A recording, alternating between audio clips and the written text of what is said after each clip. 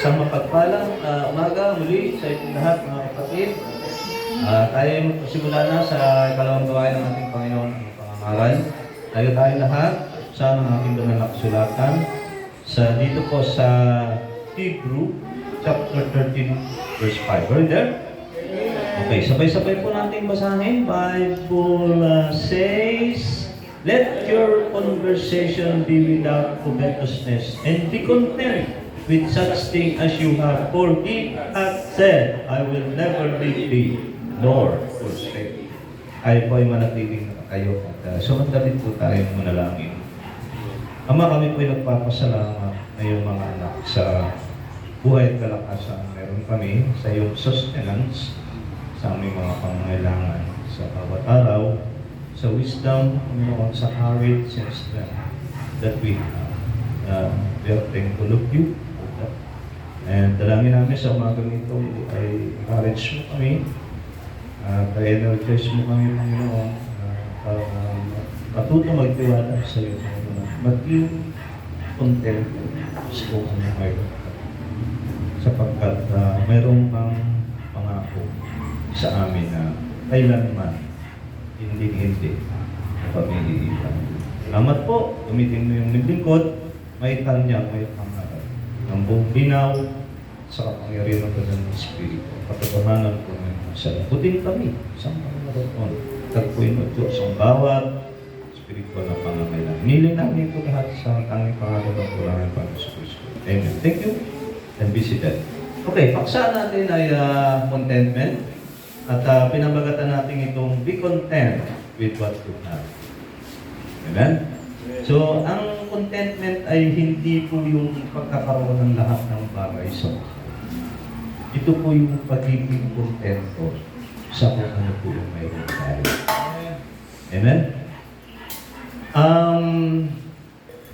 Dito sa ating text, Hebrew 13:5, the Greek word for be content is archeo, meaning to be satisfied.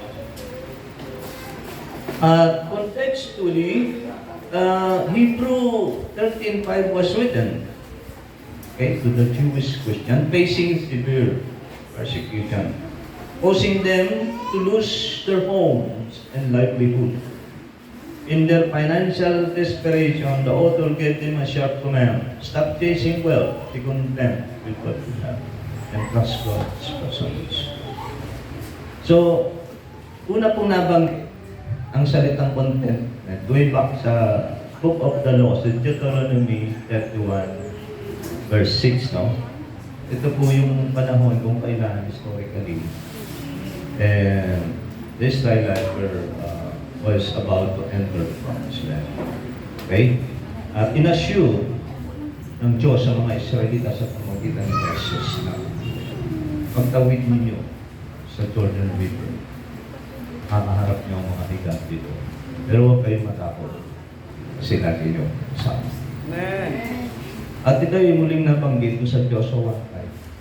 When Moses was found, at ito na po si Joshua, pangunahan ng 5 milyong Israelita papasok sa Promised Land. Ang pangako ng Diyos kay Joshua, huwag kang matakot. As I was with Moses, I would be with you. Okay. Alam niyo, may warning doon sa ating text, no? Yung the danger of covetousness. Alam niyo ba, mga kapatid, ito yung ikahuli at ikasampung utos sa 10th commandment. And napansin ko lang, it breaks almost all the 10 commandments. Kapag naging covetous po tayo, mga kapatid, matututo tayo magsinungaling. Matututo tayo pumatay. Matututo po tayo magnakaw. Okay? And the cure for financial anxiety is God's presence. So parang sakit ito, spiritual sickness po ito. Okay? Kasi ang bottom line, minsan ng ating mga brokenness, ano yung mga persecution na meron tayo kahirapan. Ang ugat ko na yan, hindi tayo nakukumpento sa kumanong tayo. Okay? At maraming modern Christian face this text as the early church, kasi yung katulad ng economic anxiety, yan, dahil sa gera sa gitnang silangan, ay apektado yung mga food oil natin at ang impact nito ay tinatamaan yung ating ekonomiya.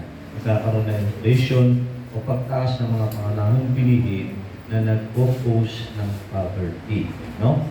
At ito ay bangka sa ating financial security. That's why marami sa atin na-pressure to find security in money rather than God. Okay? So today, we look at biblical reason. Actually, 9 po ito, no? But very quick lang tayo. 9 biblical reasons to be content. All starting with the letter P. Yan. Una, agad tayo. Promise. Hebrew 13:5. Have you heard that? I will never leave you. Pasensya na. May pangako di ba? So, ito ay nakasalalay doon sa nangangako. Sino ba yung nangangako? So, base sa karakter ng Diyos, isang bagay hindi kayang gawin ng Diyos ang magsinungaling. Amen. Okay? At napansin niyo ba yun? The strong negative word never. Sa Tagalog parang sinasabi in effect na hinding-hinding kailan mang mangyayari, iiwan kita. Okay? So, we trust God's unchanging word that He will always be with us. Yun nabanggit ko na kanina. Ang pure talaga sa financial anxiety is trusting God presence. Kasi ang implikasyon, pag nasa sa'yo yung presensya ng Diyos, kasama mo siya, diba? Pero teka muna, sino ba yung kasama mo? Almighty God. At meron siyang pangako sa'yo. Pinaniniwalaan mo. Doon tayo kasi nang hahawak sa pangako ng Diyos. Kasi sa kanyang karakter. Diba? Ngayon, history repeat itself. No? Kagaya ng mga Israelita, entering the promised land, naramdaman nila yung anxiety. Diba? Dahil nga, at maging yung mga first century Christian, referring to the New Testament Jewish Christian, ay nakaranas po ng persecution. Wala sila ng tahanan, wala sila ng trabaho. Okay? At na-force sila na magtrabaho.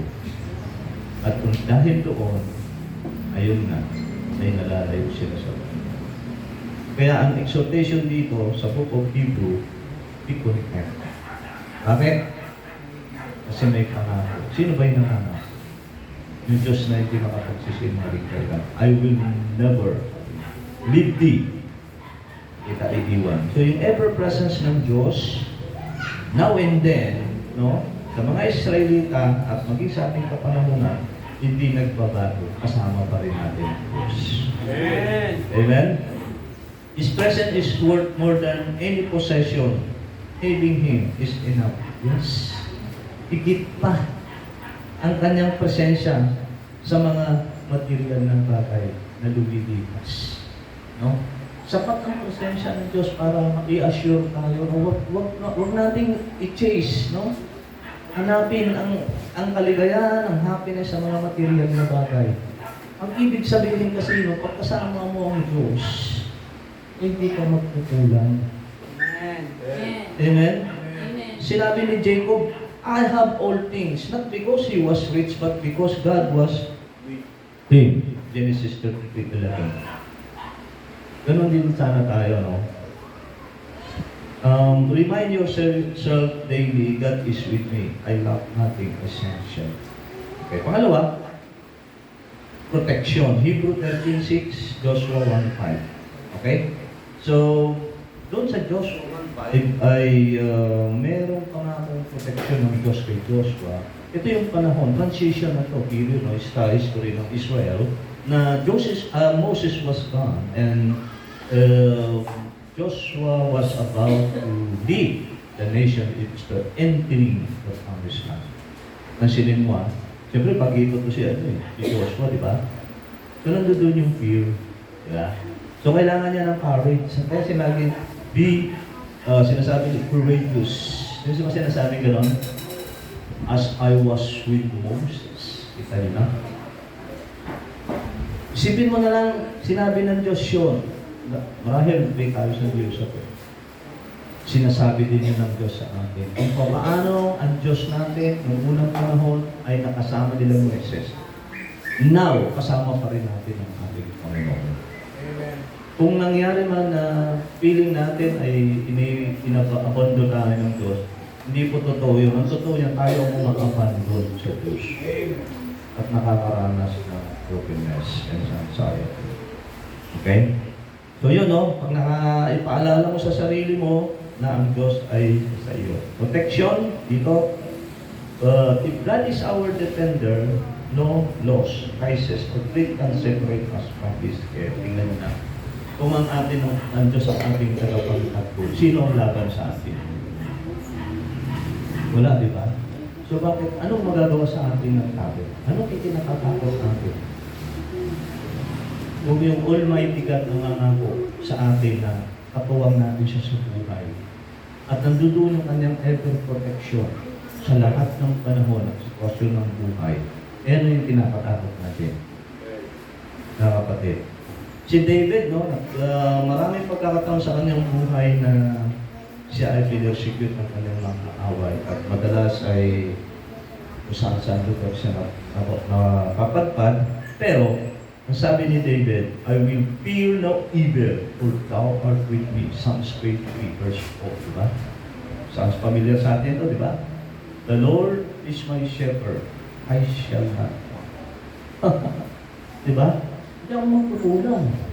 Kung ang Panginoon na aking pastor, hindi rin ako matatakot. Ang sabi niya, for thou art with me, preparing to His presence and protection sa buhay ni David. Si David ay isang mananampalataya, ay patulad din natin. Hindi nagbabago. I mean, yung pangako niya noon, pangako niya pa rin hanggang ngayon. Amen? Sinong may sabi sa'yo na inaabando na ka ng Diyos? Sinong may sabi sa'yo na hindi ka pinoprotektahan ng Diyos? Sino may sabi nun? Sino ang bahay sa lahat ng lies na ito na i-inject negatively sa ating isip? Walang iba. Hindi ang ating kaaway. Amen? Amen. So when anxious say, God is my shield, I am safe in His hand. Kaya sa Beulah, I'm safe. May ganong lyrics doon, you know? Ako ay ligtas sa umay ng Diyos. Amen? Okay, pangatlo, letter P stands for provision. 1 Timothy 6:8. Yan. Kung babasahin natin yun, okay, diretso na tayo. So we trust that God faithfully supply our daily needs. Ano? Ang ibig sabihin nila, provision kanina narinig ko sa testimony ni Brother Gilbert naman. Ang daming pinrovide ng Diyos yung kanilang service, okay, yung gastos para sa gamot, okay, yung schedule na isinod, di ba? May nag-transfer na gano'n. Because Brother Gilbert pray to God for His provision. Okay? So historically, now and then, ang Diyos ay hindi nagbabago. Noon at ngayon, patuloy pa rin siyang nag-provide para sa ating lahat na pangangailangan. Kasi kung hindi tayo appreciative, hindi tayo even doon sa mga maliliit na bagay. Kasi para sa atin, ang blessing, malaking blessing. No, it's not. Kung tama ang ating puso sa Diyos, even yung maliliit na bagay, dapat pinagpapasalamat natin. Take note yung mga maliliit na bagay na mayroon. Kasi nakatingin tayo doon sa mga bagay na wala sa atin eh. Kaya tayo nag-aanap sila. Pero kung nasa sa'yo, even yung maliliit na bagay, thankful as the Lord. Amen? Amen. So he who gives life will surely provide what is needed to sustain it. Naniniwala ka po. Siyang Diyos na nagbigay sa iyo ng buhay, siya ding Diyos na magsustain iyo para manatili kang buhay at umakas. Especially yung mga basic necessities of life, such as food, clothing, etc. Mga bagay na hindi pwedeng wala sa ating buhay. Napansin ko lang, pero kasi ako sa pinapang itong mga social experiment, isang vlogger, so nari pa. Tumutulong siya sa mga less fortunate people, especially yung mga homeless, mga dito sa Pilipinas, sa Pulubi. At they have something in common sa mga Pulubi. Kasi di ba yun, mabubuhay din sila. Diba? Noong panahon ng pandemic Hindi na infect. Observant ako, ba't ito? Hindi, wala namang suot na face mask, di ba? Wala namang pinoproteksyon sa sarili, hindi na na-infect ng virus eh. Nabubuhay naman araw-araw. Wala namang account, wala namang trabaho, di ba? Homeless ka, wala namang, pinabayari siguro ang mga kamag-anak. Puro talaga ngayon.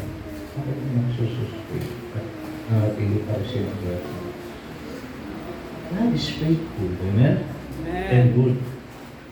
So yun, the Israelites in the wilderness had only manna and water, yet they lacked nothing when they fasted.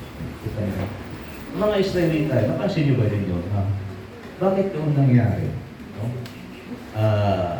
The miracles of God took in the wilderness. Why?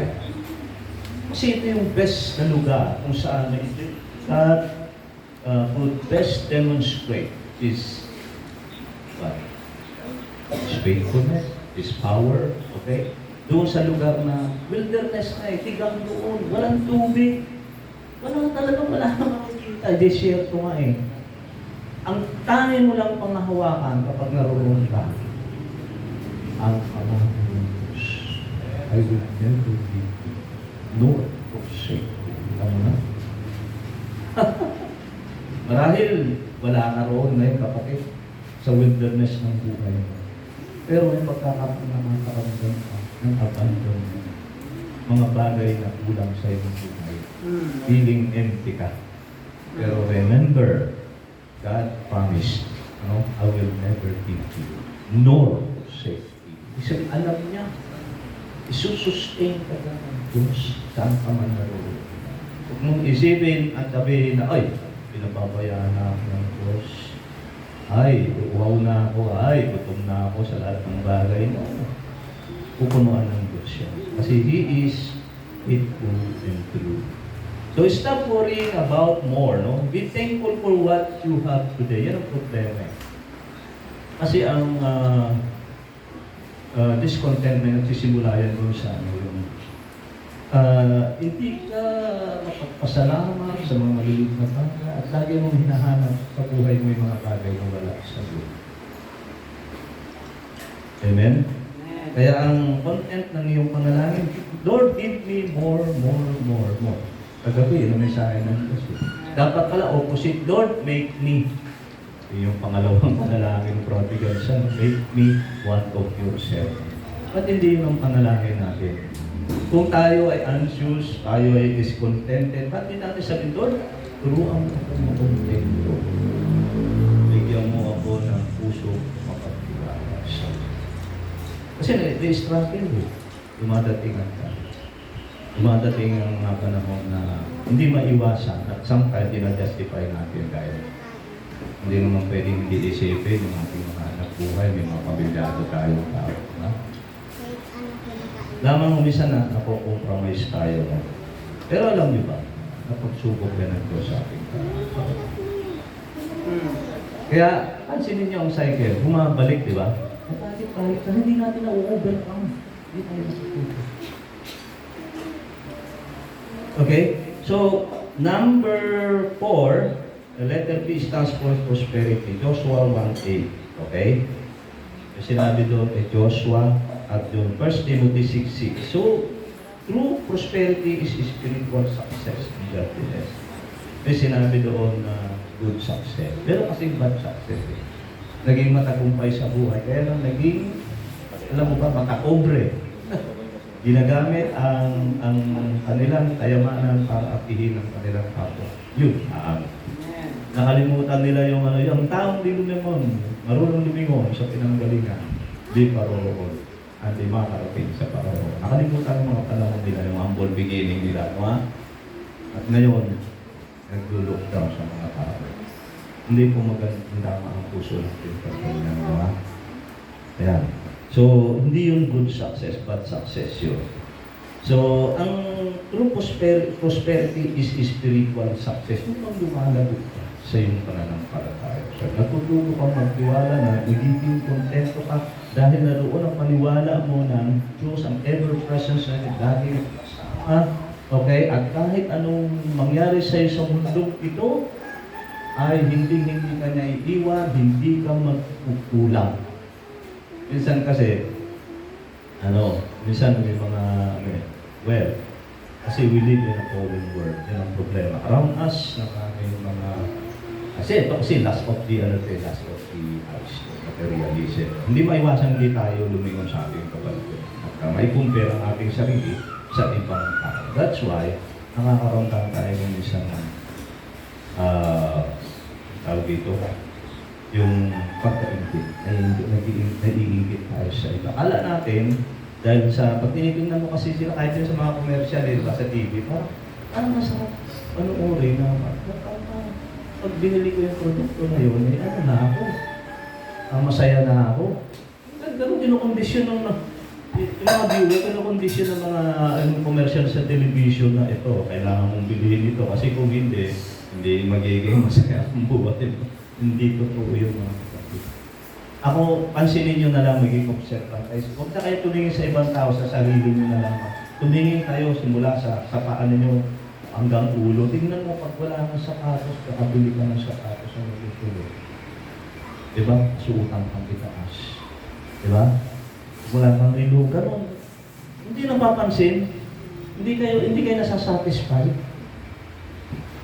Walang katapusan yan eh. Parang umiinom ka ng soft drink habang umiinom ka ng ulo. Tinanong ng isang billionaire, gano'n ba karaming pera kailangan para maging satisfied? Maraming pera, sabi niya. Sa experience niya dami niya ng pera, bilyonaryo, take note, ha? Di pa rin siya. Siya ulang ng Diyos. Wala to sa mga material ng bagay. Ang kasiyahan natin ito. Nasa Diyos. Kaya sa Diyos mo hanapin eh. Meron gano'n, di ba? Yung Psalms 37, pag binabasa ko sa Tagalog yun, delight yourself, sa Diyos mo hanapin, sa Diyos mo hanapin ang kasayahan at ito yung makatagpuan. O, di ba? Ayan.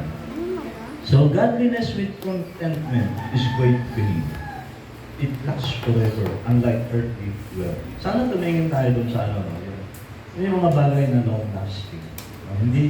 Hindi nagbabago, hindi nawawala. Huwag yung mga bagay na material. Kasi, na material na bagay, sinabi na yan sa Matthew 6:20, huwag kayo mag-impok na kayo dito sa lupa. Kasi merong yung Anay, marami. May magnanakaw dito. Pag nakita mo yung bago yung mo, yan yung siyempre. Yan yung hinihintay niya, kailangan kamaling ha. At yun, kukunin niya sa bahay mo. Kung pagkain naman niya, nasisira yan. Kahit ang refrigerator, pinoprolong lang yan, pero mapapanis at nasisira pa rin ang pagkain. So ano pa? Kalawangin, kung bakit kalawangin din. Kahit ano, yung ginagawa natin, pinipaint natin, yung mga nire-repaint natin, prolonging lang yan eh. Pero, kahit hindi mo gamitin ng gamit sa bahay, maluluma at nasisira. Eventually. So, it is a foolish thing. Parang sinasabi ng Diyos, ba't mo ubusin ang enerhiya mo dyan sa mga bagay na yan? Teka muna, nakausapin ka ng Diyos, hindi ka kita niligna para sa mga, kailangan mo lang yan. Diba? Ang gusto ng Diyos ay lumabo tayo sa ating relasyon sa ating pananampalataya. Tayo ay nakakapaglingkod, nagagamit natin kung ano yung spiritual gift na pinagkakatuwala sa atin ng Panginoon. Ganun sana natin i-evaluate ang ating buhay Kristiyano. Katulad si Job. Job lost everything, yet said, the Lord gave and the Lord had taken away. Blessed be the name of the Lord. Kasi nito, tatanong natin kay Job, no? Ang Diyos ang nagbibigay, ang Diyos ang kumukuha. Purihin ng Panginoon. May mga bagay na nawala na sa ating buhay. Someone will hold the dear in our heart. Okay, mga bagay na, siyempre, sometimes sentimental tayo na. So, may grip na iniiwan na sa ating puso. Yun, si Job, he lost everything Tuwan-tawa sa Satanas. Hindi niya alam. Ang hindi na boss ni Job. Di ba? Kala niya, nawala na lahat ng bagay sa'yo, tagumpay na ako. Hindi ang nawala. Hindi nawala kay Job sa kanya. Amen. Okay? So measure your success by your walk with God, not by your bank account. Yan ang susukurin ang tagumpay. Tingnan mo ang sarili mo, nasaan ka naroon sa iyong paglilingkod sa Diyos. Ikaw ba ay lumalago? Ikaw ba ay ginagamit ng Diyos mightily? Masiyahan ka na doon. Purihin ang Diyos dahil nagagamit ka niya. Diba? Yun lang naman talaga eh. Ang pinakamahalaga sa buhay na ito, yung magamit tayo ng Diyos, tayo ay makapaglingkod, purihin natin ang Panginoon. Okay? Yun dapat yung ating prioridad. You know? Okay. Number 5, P stands for focus. Luke 12:15. So alam natin, no? Ang buhay ay wala doon sa mga bagay na pinatangkilik natin. Yun yung focus. Ha? So life's value is measured by who we are in Christ, not what we own. Hindi mo dapat ganun binavalue yung buhay mo sa kung ano. Kasi meron mga especially mga worthy, I mean, yung mga unbeliever. Naririnig ko madalas sa kanila, pag wala kang pera, wala kang pay. So, ganun nila binavalue yung tao base sa kung anong possession na loob sila. Pero sa ating mananampalataya, hindi ganun eh. No? Who we are in Christ. Maraming spiritual blessing ang ipinagkaroon na sa atin ng eternal life, pag-anak tayo ng Diyos. Okay, hindi na tayo parurusahan, citizen tayo ng heaven. Okay, bagong nila lang na tayo. Okay, tayo ay anak. Di na tayo, at the rapture, siya tayo sa mga candidate, tuning, maghari for 1,000 years, makakasama ang Diyos sa walang hanggan. Yan ay ilan lamang sa mga spiritual blessing na hindi magbabago kailanman. At aglay ang bawat nananampalataya. Something we should take to look. Amen. Huwag mong ibabase sa... Wala, temporal lang lahat ng bagay. Kahit nga yung mga problemang pinagdaraanan mo, temporal lang din yan eh. Walang magtatanong sa mundong ito. Amen. Kasi yan, ang kaaway kasi natin, yung inigi-inject ng ay, ako, ganyan, hopeless ka na, helpless ka na, hindi ka na, wala na magbabago. Hindi totoo yun, siyempre sabi sa atin. Kahit anong mangyari, anak ng Diyos, ligtas tayo. Kasi ang langit, ang tunay nating bayan, we're just passing through this world. Okay? Yun lang may buhay na walang hanggat ka na, dapat solve ka na dun eh. Amen. Anytime na kung nagbawian ka ng buhay, alam mo, you shall ever be with God. Amen. So possession are temporary, character, faith, and obedience are eternal. Ito yung dapat sana pinapahalagahan natin. Yung ating pananampalataya, ating pagsunod sa Diyos. Yung mga character na mayroon tayo ay tinuturuan ng Diyos magtiwala sa Kanya, tinuturuan tayo ng Diyos na unahin natin siya, okay? At pinaparamdam ng Diyos sa atin yung kanyang pagpipil sa pamamagitan ng provide ng lahat ng mga bagay na kailangan natin. Tama yung sinasabi ng banal na kasal, whosoever shall fall upon the name of the Lord. Kahit hindi sa salvation, ang katotohanan, tumawag sa pangalan ng Panginoon, ililigtas ka. Marahil hindi sa impyerno, yung sa mga finances mo, mga karamdaman mo, masasamang elemento ng lipunan, okay, aksidenta o mga vehicular accident. Ayan. Okay, doon sa Luke, somewhere Luke, the rich who thought life was in good, but his soul was required of him. Di ba sabi niya? Alam niyo, di ba yung mayamang mamang, igigiba ko na yung aking lumang storage at tatayo ko ng bagong storage. Kung saan, yung mga harvest kong mga ilalagay ko. Sinabi niya sa kanyang sarili, kaluluwa. Magsasayaw na lang, kakain sa maraming panahon. Ano sabi ng Diyos? Ngayong gabi, i-require ng kaluluwa. Kanino kayo mapupunta yung mga bagay na pinag-iipunan mo? Tingnan nyo, ang sinasabi ng Diyos, yung passing nature of life, yung uncertainty nito. Di ba? Wala na siyang magawa. I-require na yung kaluluwa niya. Wala siyang magawa. Kukunin na siya ng Panginoon, di ba? So, hindi po pwede mga kapatid na ihiwalay natin ang ating sarili sa Diyos. Katulad ni Sir, naranasan na yun. Diba? Lahat ng bagay, o ano bang na pwedeng ma-attain ng tao sa buhay na ito, lahat ng 1,000 asawa, di ba? Matalino, o pinakamatalino, actually, makapangyarihan dahil hari, di ba? Pero, na-realize niya rin sa buhay na life is like gazing in the wind. Lahat ay walang kabuluhan. Kapag may ganun siya, kapag wala ang Diyos sa buhay. Kasi sinubukan niyang mabuhay, di ba, isa. Kapatunayan niya. Walang fulfillment, walang direction, walang meaning ang buhay. Kaya is like gazing in the wind. Ano ba yung mahabol ka sa akin? Parang, wala kang mapala. Parang ganun ang sinasabi niya eh. At the end of your life, lahat ng ginawa mo, pinagsikapan walang kabuluhan. Amen. Eh tayo, ayaw na natin ng ating effort ay masayang, di ba? Ang gusto ng Diyos ay, katulad dito sa pinasa niya, purpose, magkaroon, may layunin ng ating buhay. At gusto ng Diyos na magawa natin sa mag-ikling panahon na mayroon tayo. Actually, life is fragile.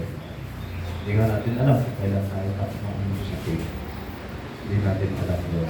Yung vehicular upset, wala, napaka-mapangalit ng buhay. Pero alam nyo ba, tapak na ikaw ay ligtas na naririnig, humihinga, may buhay at kalakasan, God is good. Amen? It's a great blessing from God today. Okay, invest in your soul, in your relationship with God first. So yun doon tayo mag-invest na para okay, number 6, faith or godliness. 1 Timothy 6:6. True godliness is shown by serving God rather than serving money. Yan. So, pag sinabing godliness, set apart. Ay, dapat naka-set apart ang buhay mo na hindi ka na magkukompromiso sa sarili.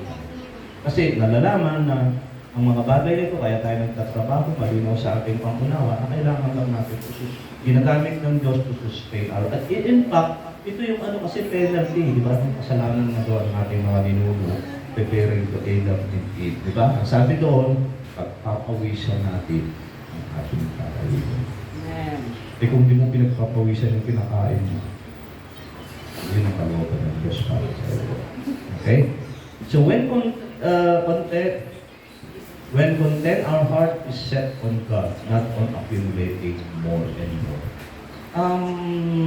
Mali ang ating prioridad, mali ang ating pangunawa kung ang ating priority ay hanapin ang kasiyahan sa mga material na bagay na inuubos nito ang ating enerhiya, inuubos nito ang ating time at the end of the day.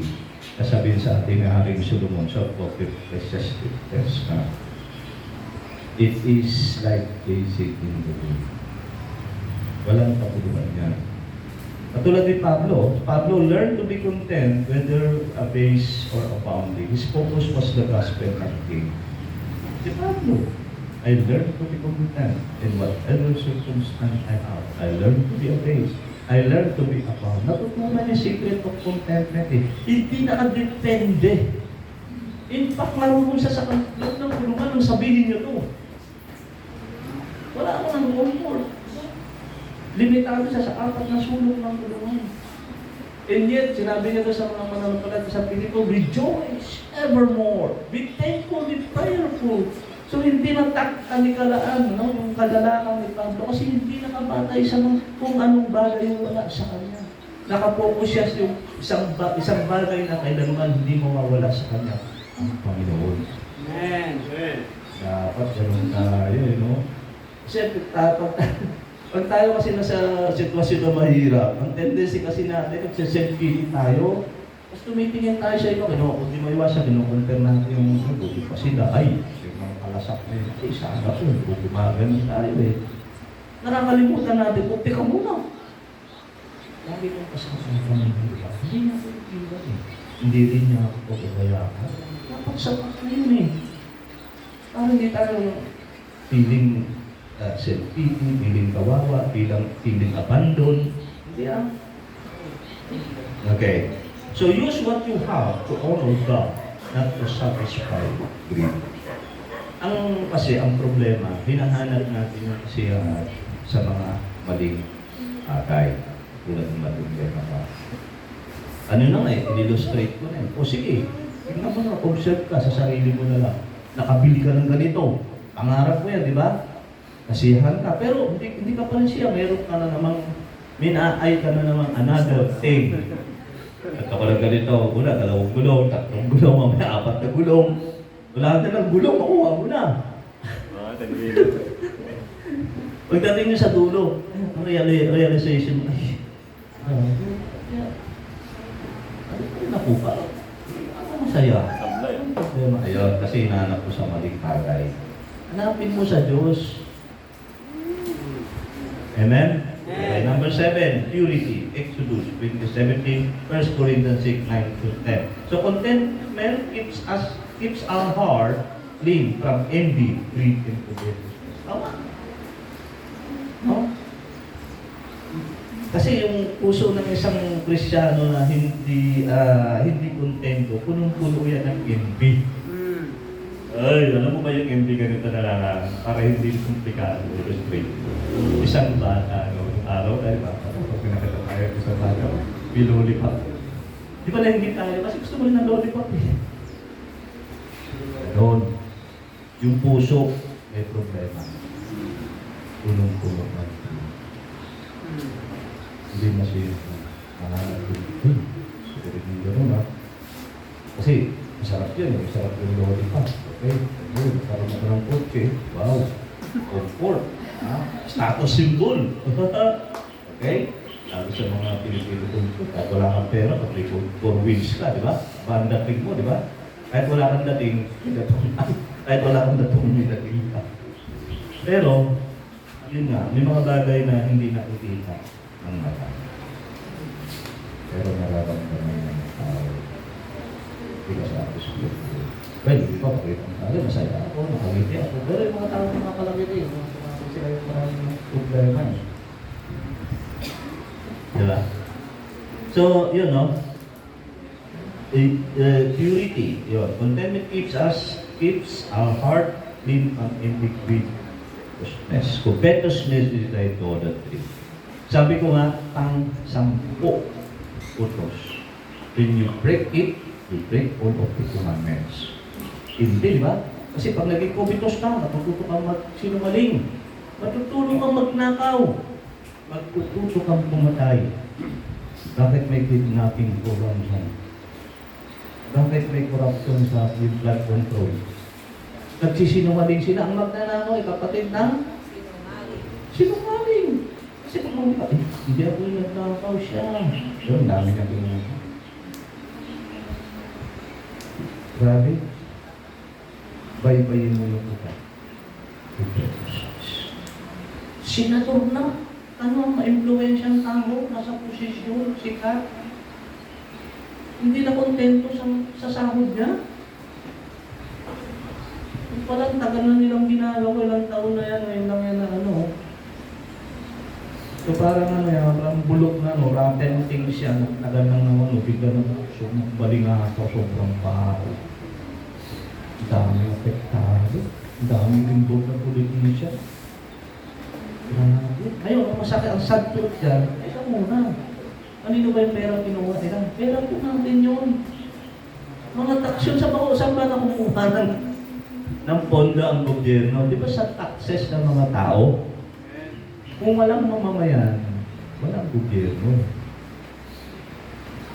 Galing po sa mga buwis natin yung kinukuha ko. Hindi siya napupunta doon sa intended thing. I mean, halimbawa, sana maayos yung mga kalsada through government agency, katulad ng DSWD. Hindi napupunso nila, bulsa nila. Tapos pag nahuli sila, ay, maangal, ay, magtuturo ng iba, o diba, gagawa ng mga ibang issue, diba? Bakit kawawa ang bayan ng Pilipinas? Kasalanan din natin. Alam niyo kung bakit? Kasi mga politician, alam nila, bibigyan lang tayo ng konting pera, tulog, boboto na natin. Pando? Oo. Kita nyo na? Pinakupo natin mga maling tao. Anong gagawin nila doon? Nanakawin, ang nanakawin. Konting pareha lang yung binigay nila sa akin. pero buo yung kukunin mo sa atin. Di natin pansin. Through our mga buwis na access. Milyones, mga kapatid. Bilyon. Grabe, nakakalungkot. So, anong mangyayari kapag... Ay, nako, corruption. Covetousness yan. Kasi, alam niyo kung bakit covetousness yan. Bakit ito lang siya? Kasi kinukuha niya, hindi nanakaw niya yung pwesto ng puso mo. Dapat ang kasiyahan mo ay magbumula sa puso. Magbumula sa kapatid. Oh. At it will never satisfy. Meron somewhere in the book of Ecclesiastes, pinagtitiwala daw sa mga silver and gold will never satisfy. Sinabi na yan eh. Amen. Sinabi na yan, huwag niyong ulitin, history repeat itself. Kaya nga sinabi din, light yourself unto the Lord and He will give you the desire of life. Sinabi na eh, Diyos mo na hanapin. Yan ay nasulat para sa atin, ika mga kapatid. Katulad si Achan, coveted forbidden goods. Alam natin yung history. Way back to the prophet of 7. Kinonquer ng mga Israelita yung Jericho. May instruction si Joshua, mga kasama, lahat ng mga bagay doon, huwag yung papakialaman ha. Kukunin natin yung mga loot. Dadali natin siya treasury sa airport. Si Achan. Sinago po. Mga silver to. Grabe yung mga gold to. Grabe yung blanket, galing ng Babylonia, ang ganda. Secret to, kinuha niya, tinago niya sa ilalim ng kanyang. Pero, ano nangyari sa Diyos? Tatado.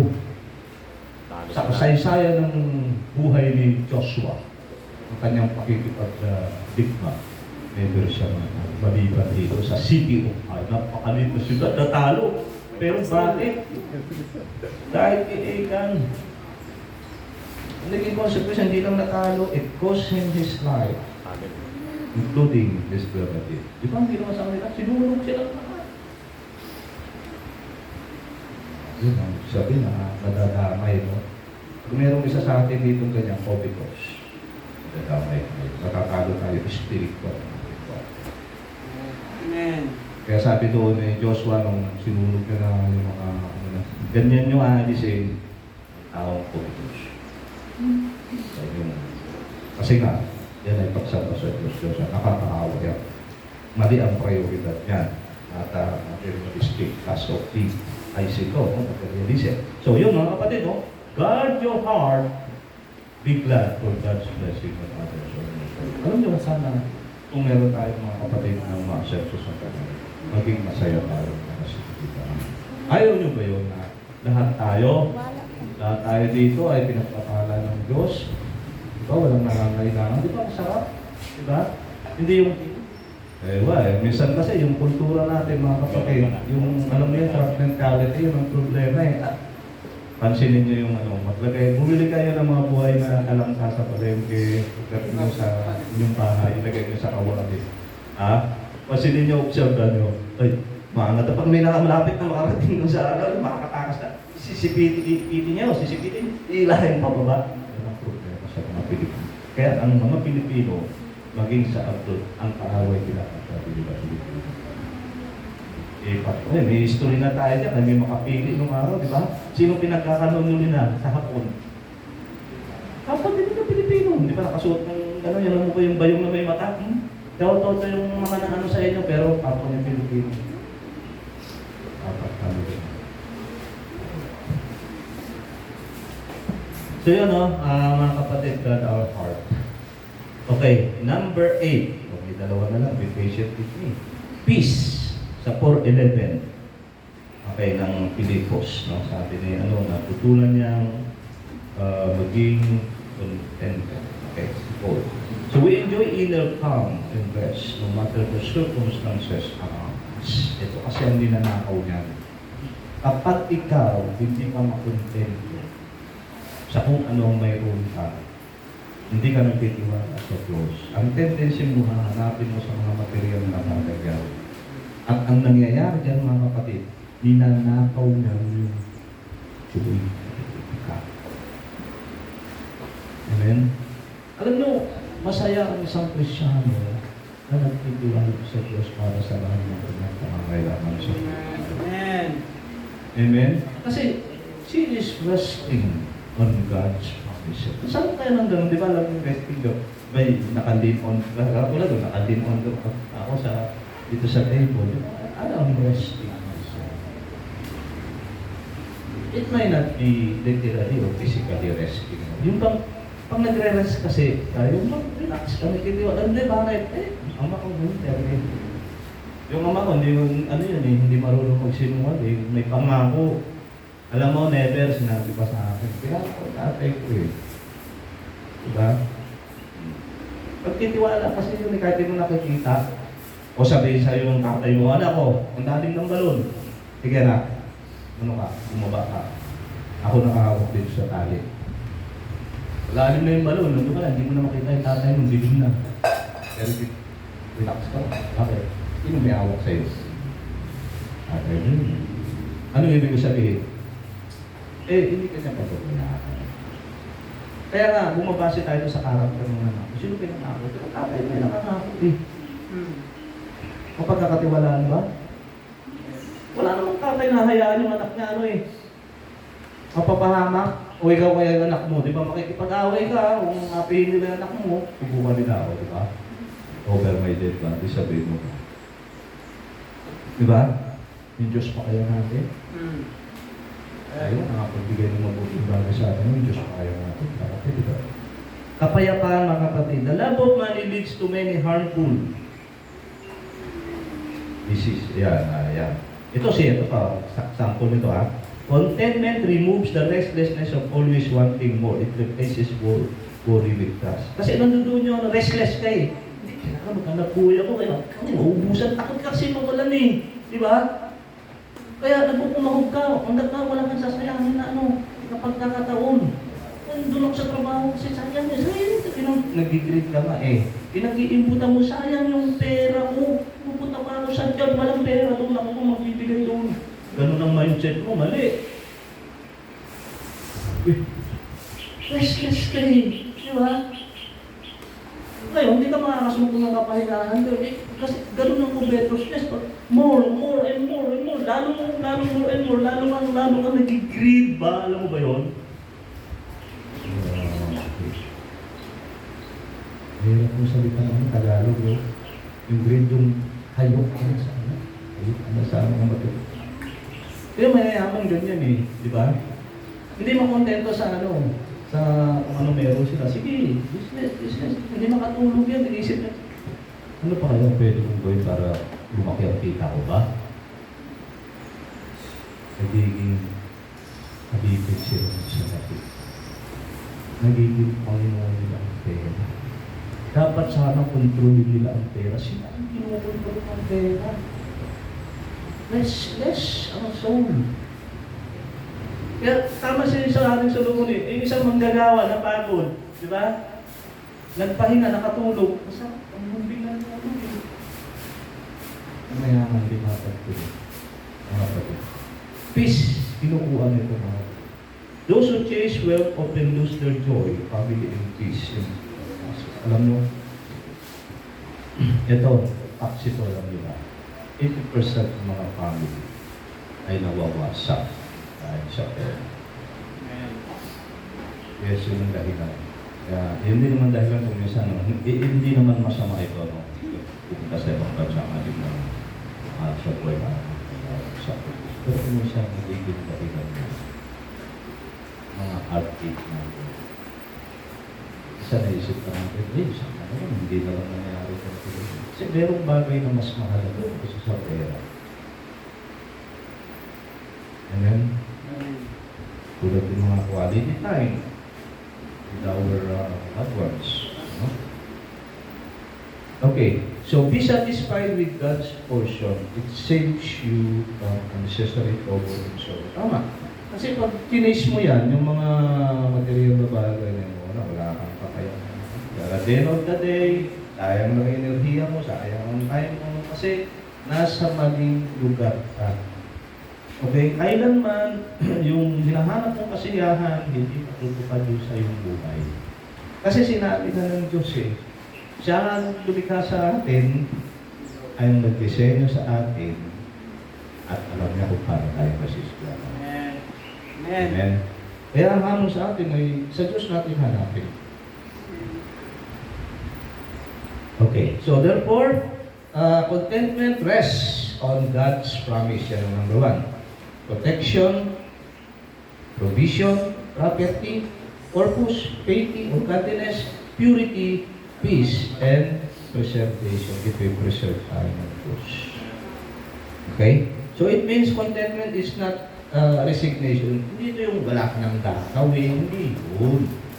Kasi ang ginagawa natin, tayo ay nababalisa at pinupurso natin sa ating buhay ng mga maling bagay na nag-focus ng dahilan na hihiwalay na sa atin. Kaya minsan nakakaramdam tayo ng abandonment, hindi dahil sa inabandon tayo ng Diyos. Tayo ang may gawa. Okay? So yun mga kapatid, it means it is trusting God enough to be satisfied with His will and His supply. Wala tayong maghanap. I mean, masatisfied tayo kung ano yung binigay sa atin ng Diyos na mga possession, okay? At it's a matter of faith kasi naniniwala tayo na alam ng Diyos yung binigay niya sa atin, hindi binigay. Huwag nating mapagkakamalan na ulang yung binigay ng Diyos. Diyos yun. It is enough. It is more than enough, mga kapatid. So, mga kapatid, stop chasing what you don't have and start thanking God for what He has given. Okay? So, if we are content, we won't be covetous. Yan po ang mensahe ng Diyos sa atin sa tanghaling ito, ikaw be greatest.